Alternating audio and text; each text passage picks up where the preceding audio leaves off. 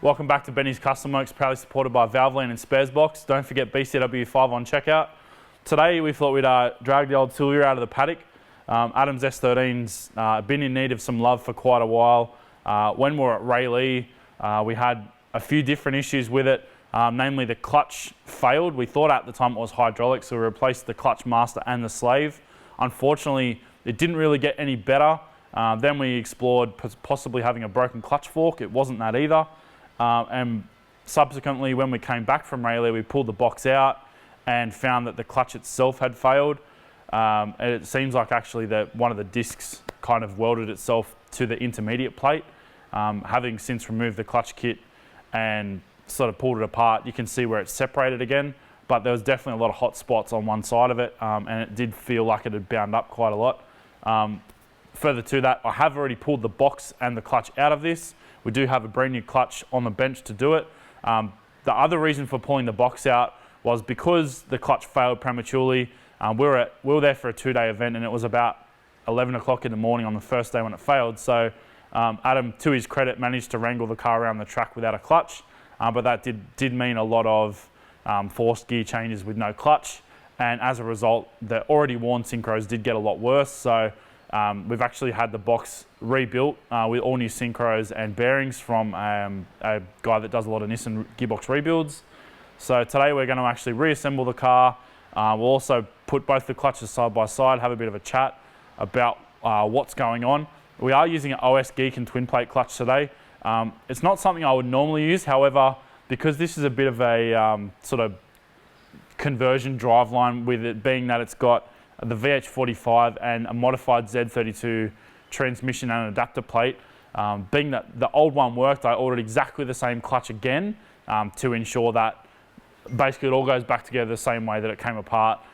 Different manufacturers do have different heights on their twin plates, so I didn't want to go changing release heights or anything like that and potentially getting it wrong, spending a lot of money to go backwards. So yeah, it is worth keeping in mind if you do have something that's a little bit obscure or left of field, to try and kind of maintain the same parts in those drive lines. And the good thing is, going forward, we will be able to rebuild that OS Geek and twin plate. The reason I didn't attempt to rebuild the original one is because the ring gear is actually really badly worn on the flywheel, and on the OS Geek and flywheels, it's a chromoly flywheel, and the ring gear is actually cut into the chromoly. It's not a like a traditional slip fit ring gear, so unfortunately repairing that ring gear wasn't an option. And from memory, there's also some other damaged parts in there, so the rebuild cost wasn't actually much cheaper for the rebuild that we required than buying a whole new kit. We've also got to repair the transmission tunnel where the hydraulic handbrake bolts to. A bit of a rookie error on my part, both in this and the IS200 actually. The reinforcement or sandwich plate we've used on the bottom of the handbrake unit is quite small, and it doesn't really spread the load far enough on the sheet metal of the transmission tunnel, and as a result, both this and the IS200, you get quite a lot of flex when you're pulling the handbrake during drifting and whatnot. So today we're going to repair this because it's a lot easier to do, especially in the S13 while the transmission is out, because it's super tight on the tunnel. The IS200 will tackle that later. I've got a few different ideas on how to tackle that one versus this one, because obviously the tunnels are a lot different in both cars. And also on the IS200, we've used the original airbag control module pad to mount that to. So it does already have some bolt holes in that mounting point. So we'll probably repair them both in different ways.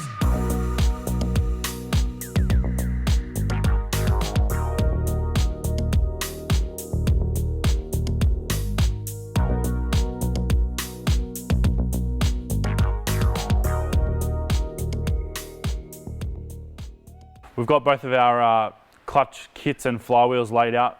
If you're not familiar with a lot of the Japanese style twin plates, they do come with a new flywheel, a chromoly flywheel, rather than trying to adapt to an existing OEM style flywheel. They normally have a kind of a slotted basket assembly, which is either bolted or machined out of the flywheel. Obviously, being a twin plate, there's two clutch discs, which are the driven discs, as per the name. And then you also obviously have these floating intermediate plates.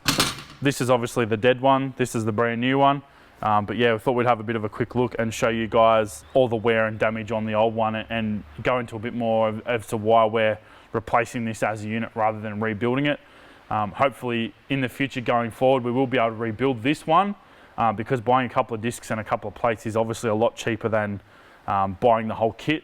But as I previously mentioned, the ring gear is pretty heavily damaged on this one, which I believe is as a result of incorrect starter motor engagement previously. So we've also got to double check that today. This being a Z32 transmission, the starter actually bolts to the bell housing of the gearbox.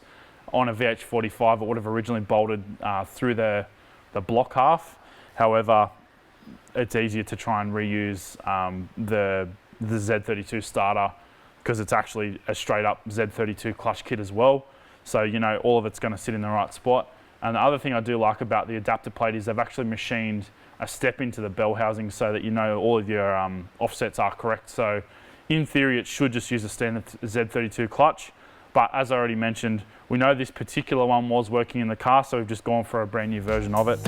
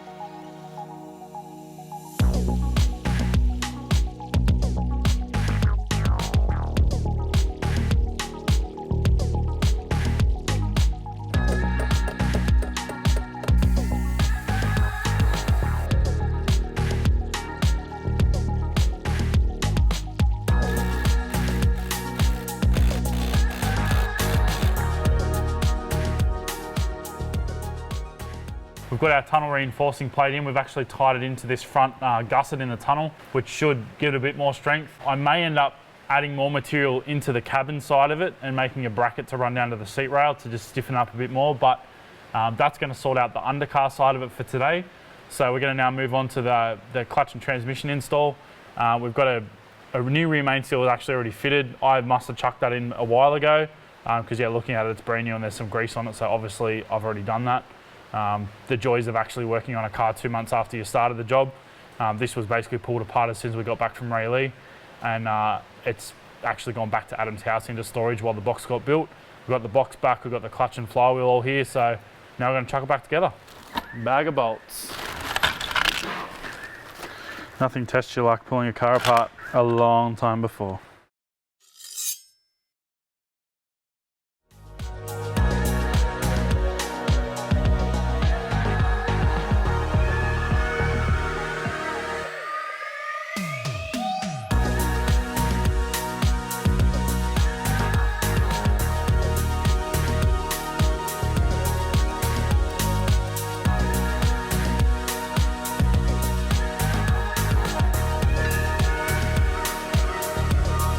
Is that enough internet?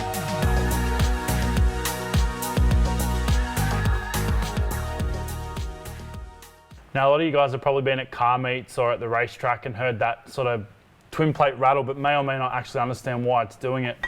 So I guess that's kind of the noise you're going to be hearing.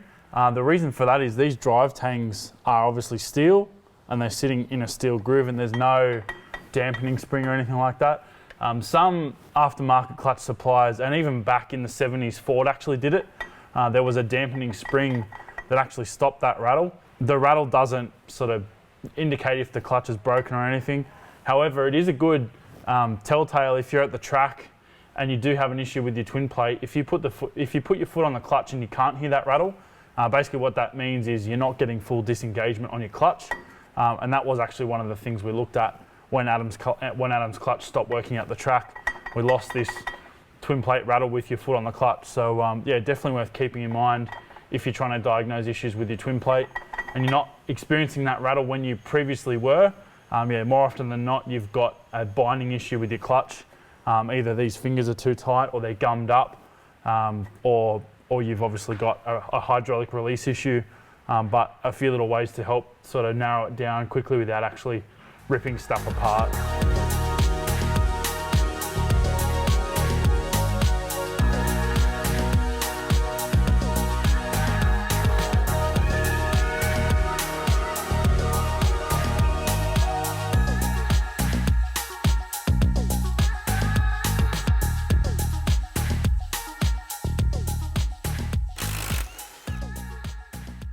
Now you may be wondering why we're doing a clutch wire why I've just undone the front subframe. Well, the reason for that is we actually want to bring the engine down in the car a little bit to get easier access to the top bell housing bolts. It is semi-common in engine conversions where obviously these larger engines aren't designed to fit. You do run into some clearance issues with things like bell housings at the top of the tunnel and potentially actually getting the bolts out, which is the reason we've got to do it on this particular car. You can still get access to the bolts, but they hit the firewall before they're completely out of the transmission. You probably could get away with it, but it is a lot nicer, and it's literally 4 bolts and 5 minutes with the 2 twisty stands. So yeah, we've actually got it to the point where the headers actually are sitting on the chassis rail, so we don't need to support the engine as such at the moment.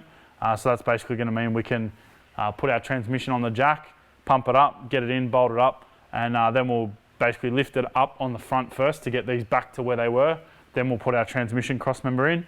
We'll fit our exhaust, put some oil in the box, put our tail shaft in, and then we're going to give the thing a minor service as well because it has sat around for quite a while. And just having fresh oil in everything does make it, in my opinion, much more reliable rather than trying to flog it to death on old oil, especially E85 cars more so because a lot of cold starts without getting it to correct temperature.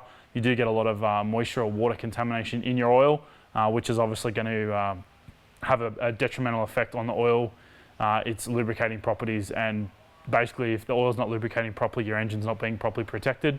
So yeah, it is in my opinion crucial on track cars and things that sit around a lot to be always replacing that oil. Oil's cheaper than engines. I've said it a million times. I always go back to that. Oil's always going to be cheaper than engines. So especially something like this VH45, which are now actually becoming a little bit hard to find in Australia. I don't want to be replacing this thing. And generally more often than not, when they spin bearings, they damage the crank. I've even seen rods break and go through the block. The engine, the long motor that this replaced actually put a rod through the sump and through the side of the block. And the car that used to be in actually had a custom made sump. So that's part of the reason why the supercharged package is now in this car, not in the Ford Fairlane it used to be in. So lots of chats today, but we're going to continue throwing it together, and hopefully in an hour or so this thing will be running.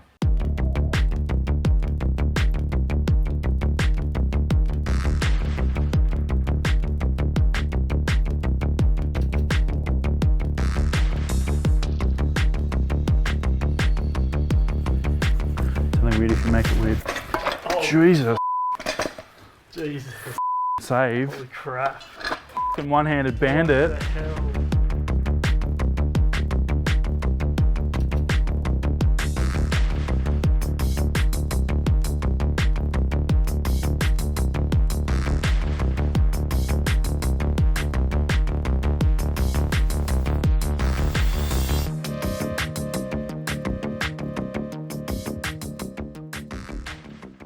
I have just filled the gearbox on the stand purely because this particular setup, it's super tight on the fill plug and with the extractors there as well. Trying to get oil into this box, it's not ideal. I haven't put 4 litres in it and just hope for the best. I've kind of tipped about 2 in it, which should just overfill it.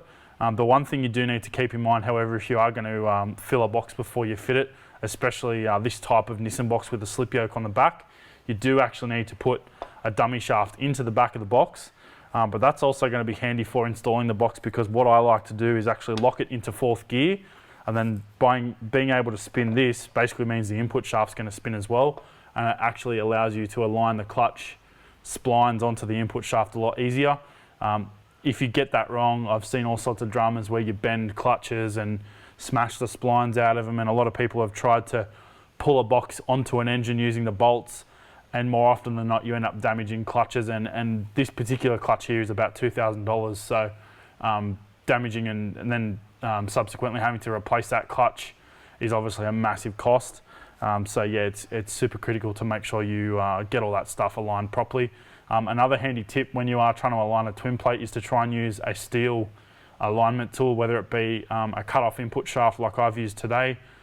Extreme also actually make and sell billet machined dummy input shafts, effectively alignment tools that are probably the best ones I've seen out there. Twin plates, especially this type where you don't have a common hub, are super hard to align especially if you're using those kind of the plastic molded ones. For 90% of clutches, they're fine, but for the sort of intricate twin plate stuff, when A, the machine tolerances are a lot higher, and B, you're trying to align two plates plus the spigot bush or the spigot bearing, depending on your setup, it can just make for a massive challenge. And we've actually been victim of the plastic ones before with the IS200.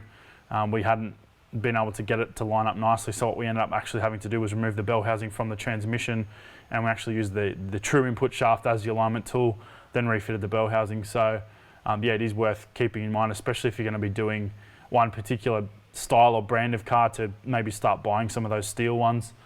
Pretty much every Nissan for about 50 years actually uses the same input shaft splines, all the way from like a Datsun 1200 to an R32, 33, 34 GTR. So buying maybe 2 or 3 input shaft dummies can cover a lot of cars, especially if you're in a specialist workshop or if you're only looking after your own cars.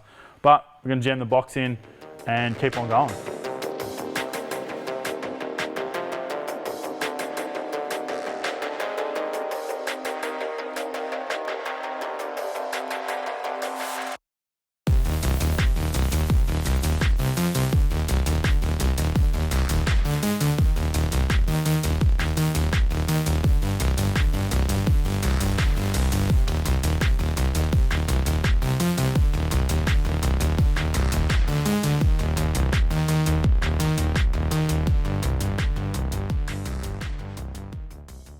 I thought I'd just quickly show you guys these little dowel pins that I've just quickly knocked up. They're actually just bolts that I've cut the head off. However, I have also put a bit of a taper on the end, on the leading end of it. So these are to guide the gearbox onto the engine. Specifically when you've got twin plate clutches where the tolerances are a lot tighter, that can be a mission to actually align correctly. And these dowel pins actually help you, because this is always going to be parallel to the input shaft. It means you're going to be putting the box on square. And it kind of helps reinforce not damaging the clutch, as we previously discussed.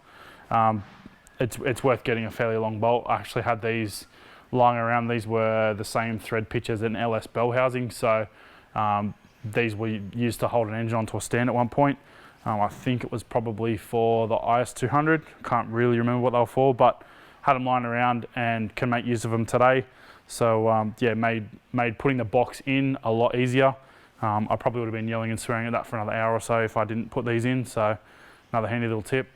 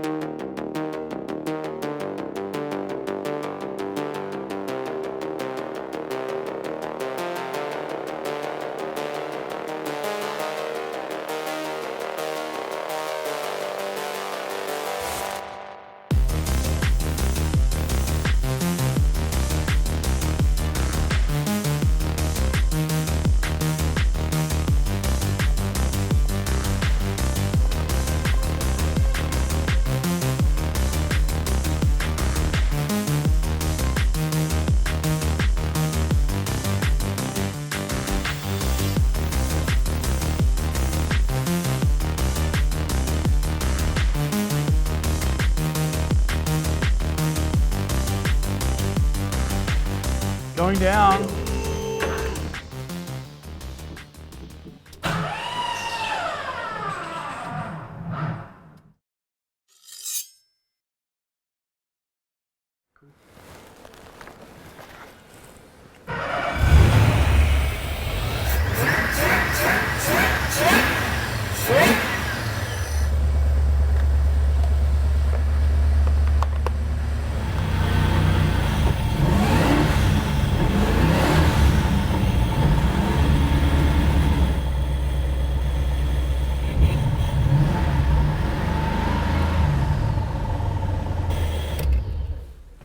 Oh, I'm back. The joys of being old.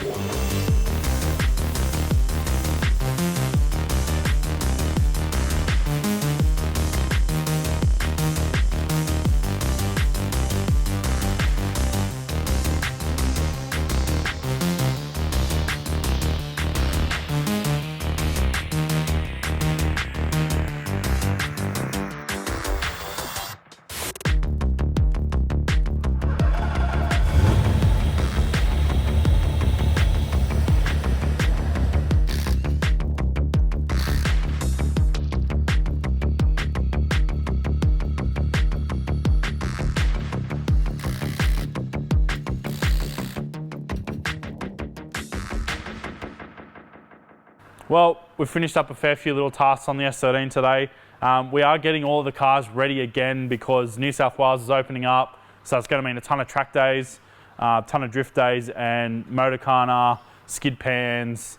Summer Nats is coming up too. We're going to actually be at Summer Nats. We're still undecided on what cars we're going to take. So if there's a car you do want to see at Summer Nats next year, leave it in the comments below and we'll see what we can do. But yeah, stoked with the outcome. It's been a fantastic car, and I'm happy to be able to keep this thing moving on.